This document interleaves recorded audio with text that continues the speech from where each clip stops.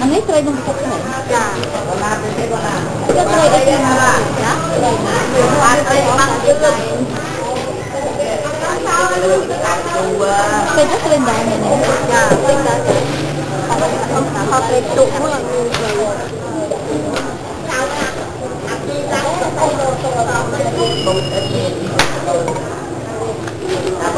lai thôi cái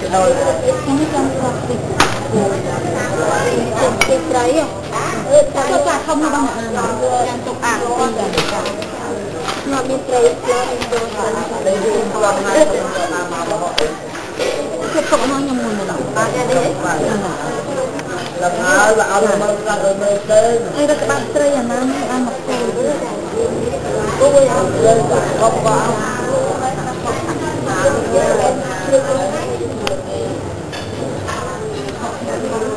bây giờ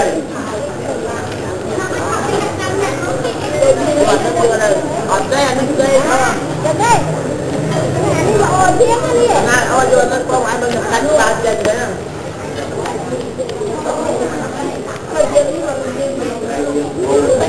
Ai biết đây? Ba ấy mình thấy ba. Miên thấy ba chân rồi.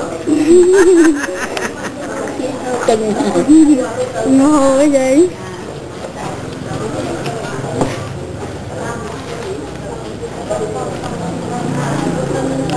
Chân là chân tới nứt khơi thì mập máu đập mai chọc chật á là vật chân nó khơi nghe ai muốn ăn tay đập mai mắt tay bằng tơ và cô phi bán và cô không một con mắt tới nấu chừng mời máu một mà đây đây thì đã bỏ gạt thì ai gì lại không bóc tắt không bóc tắt cái này lên lấy trái đó men trên đất cua cua sắp đi dạ đó cua vô lôi đã có cái môi thì hai con trọc thứ hai bây giờ thì nhưng mà không có đây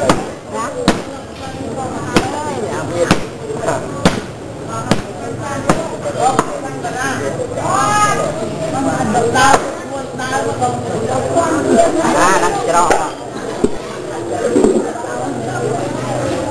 như là uống qua mà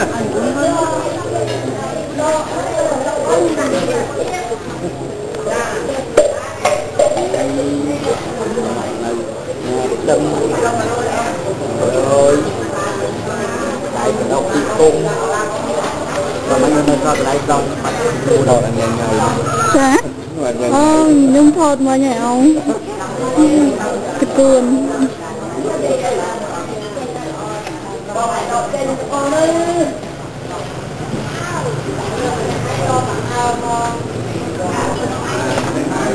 họ là xa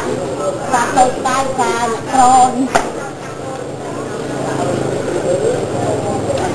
đại cái đầu máu đi cung đi khám ấy bà giờ với ọt tại sao mặt coi là bố quá bố con ai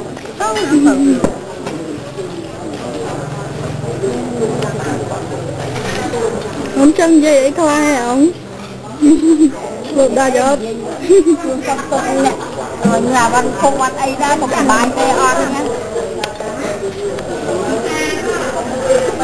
chưa kìa giờ má ông đã chứ ông cái nấn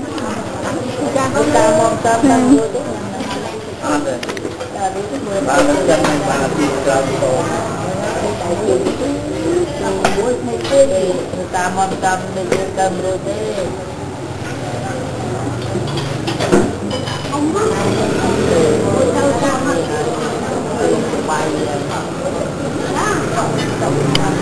chỉ thực mong luôn không như là body cả đâu mà đó thôi à nhom ấy nữa là cô biết thấy khuyên mình nói qua đã cho thấy ngang đây đâu nữa năm ngày thì đầm mâm là không clean ba đây là nó mình ấy nhiều